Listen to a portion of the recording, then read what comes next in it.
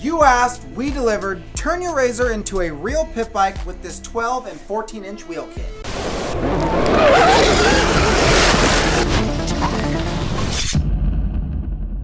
We heard you guys when you were asking for 12 and 14-inch wheels for your Razors. However, we don't want you to think that we forgot about you guys. Traditionally, we think that the 10 and 12-inch wheels work best on a Razor, but we've come up with some solutions that we think make these 12 and 14-inch wheels work. Let's dive into it. Putting 12s and 14s on your Razor is honestly not a beginner level build. Sure, you could put 12 and 14-inch wheels on basically any bike. However, that doesn't mean that it's going to work well. These are the things that you're going to need to make it work the right way. There are 3 different essential parts and a few stragglers that you're going to need to make this right, with the first thing being a swing arm extension. Now, swing arm extensions are recommended for basically any wheel setup, but they're absolutely required for the 12 and 14-inch wheel kit. And that brings me to my next point, which is gearing and chain. You're going to need a much larger rear sprocket, which in our 12 and 14-inch wheel kit is included. The reason for this is because we need to compensate for the larger diameter wheel and tire. That way we can keep the bike in the power band the way it's meant to be and not lug the motor down.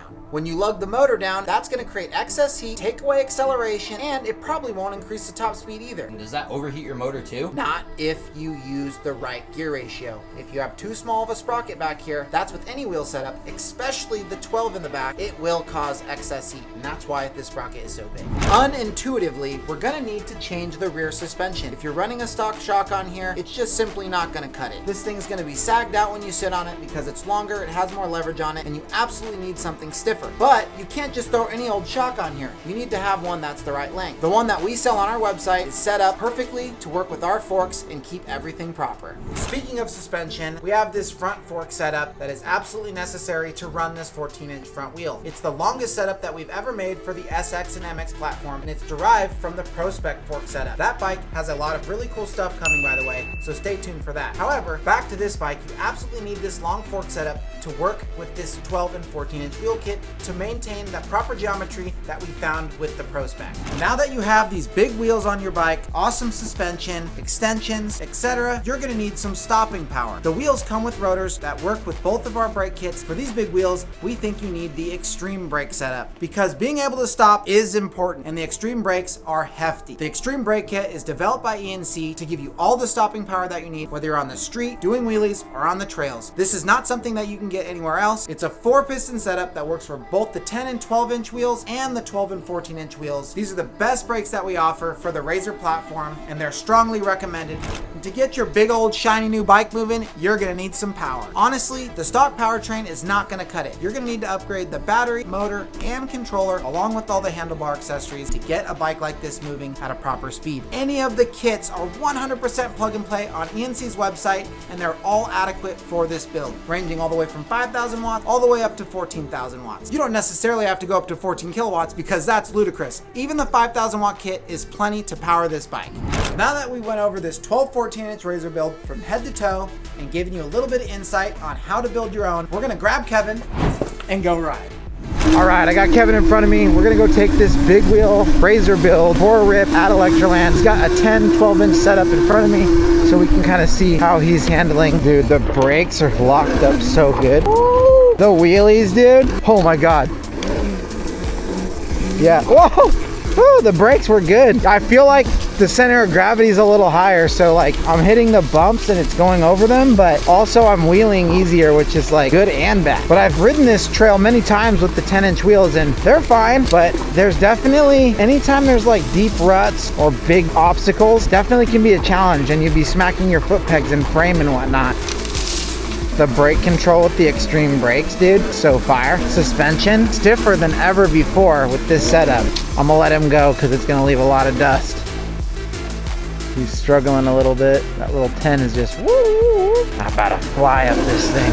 Oh my God. Oh God. Yep. Dude, doing a wheelie even? Way better. Way better. Traction, unreal. And all these bumps are not nearly as effective to me. I'll try and jump it. Oh yeah. Traction. Oh, it's so powdery. You should have had bigger wheels, nerd. Oh God. Dude, over the logs. This guy should have had bigger wheels. What a nerd. Oh, look, now he's back on after the wheels gone. What's going on? What happened? Forgot what it's like to ride a bike with 10, 12 wheels. Barf. All right, I got to ditch this guy in his 10 and go hit some bigger trails. Oh, yeah. In the loam, dude. Oh, yeah. Wrap. Wrap.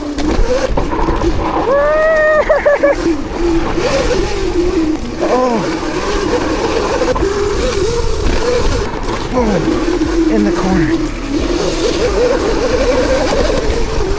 With these forks, which are a huge part of what's making this work, 12s are pretty sick. The extension, the forks, the brakes.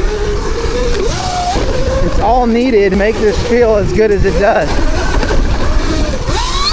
This might be the funnest razor we have ever built. Giving that better stability over uneven terrain, hooking up more ground clearance, a little more cramped than like an RTR for sure, but other than the rider's box being a bit more cramped, it's really quite enjoyable. So fun. Oh!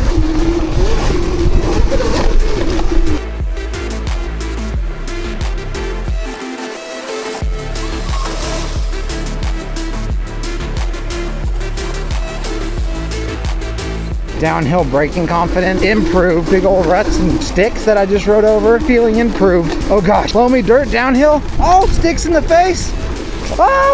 Oh, improved. Tail slides are too sick. Let me hit this hill again. Make the full savage. Oh my god, so much traction.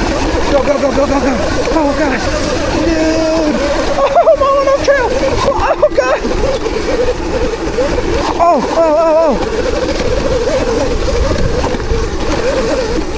Oh god. Oh. Dude, the only problem with this bike is the rider. My hands are pumped out, boys. The bike yanks too hard with the True Moto. Bro, I'm too pumped out to do any more laps. This thing hauls. Probably the funnest razor build we've ever done. I don't think I could go that fast when we had the 10, 12-inch wheel setup, so I couldn't even get this pumped out. When you add the swing arm, the long forks, and these brakes, it makes it a whole nother level of razor. Absolutely bombing these corners, just shredding over all the bumps, the chop, not bothering me at all, except for how tired I'm getting. So this is something that you should seriously consider if you're looking to build a razor. 12 and 14-inch wheels, if done right, are awesome. Check out the Electro & Co. ecosystem for razor parts and get your razor hooked up today. I'm out. That's all I got.